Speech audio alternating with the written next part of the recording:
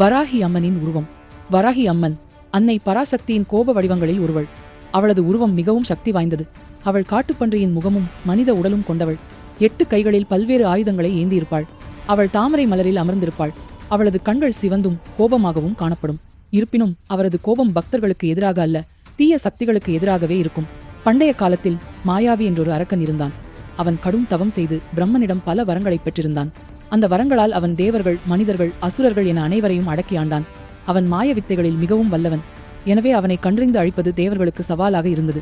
தேவர்கள் அனைவரும் ஒன்று கூடி மும்மூர்த்திகளான சிவன், விஷ்ணு, பிரம்மாவிடம் உதவி கேட்டனர். ஆனால் மாயாவியின் வரங்கள் அவர்களை கூட கட்டுப்படுத்தின. அப்போது அனைத்து தேவர்களும் அன்னை பராசக்தியை வேண்டினர். தேவர்களின் தவத்தை ஏற்றுக்கொண்ட அன்னை அவர்களுக்காக ஒரு புதிய வடிவத்தை எடுத்தார். அவள்தான் வராகி அம்மன். அவள் அசுரர்களை அழிக்கும் சக்தி கொண்டவளாக காட்சியளித்தாள். அவளது பன்றி முகம் மாயாவியின் மாய வித்தைகளை எளிதாக கண்டறியும் ஆற்றலை கொண்டிருந்தது. வராகி அம்மன் மாயாவியின் கோட்டையை நெருங்கினார். மாயாவி தனது மாய சக்தியால் மலைகள், காடுகள், ஆறுகள் என அனைத்தையும் மறைத்து ஒரு மாய கோட்டையை உருவாக்கினான். யாரும் நுழைய முடியாதவாறு அதனை பாதுகாத்தான். வராகி அம்மன் தனது கோபமான கண்களால் மாயக்கோட்டையின் ரகசிய வழியை கண்டறிந்தாள். மாயாவியின் சக்திக்கு அப்பாற்பட்ட அவளது பன்றி மூச்சு மாயையின் திரையை அகற்றி உண்மையை வெளிப்படுத்தியது. வராகி அம்மன் மாயக்கோட்டைக்குள் நுழைந்து மாயாவியுடன் போரிட்டாள். மாயாவி தனது மாய சக்தியால் தன்னை பல்வேறு உருவங்களாக மாற்றிக்கொண்டான்.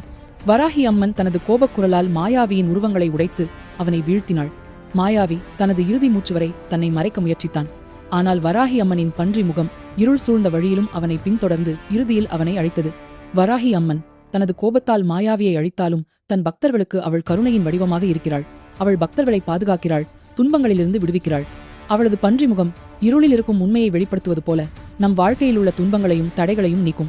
இந்த கதை உங்களுக்கு பிடித்திருந்தால் சப்ஸ்கிரைப் பண்ணுங்க, லைக் பண்ணுங்க, ஷேர் பண்ணுங்க.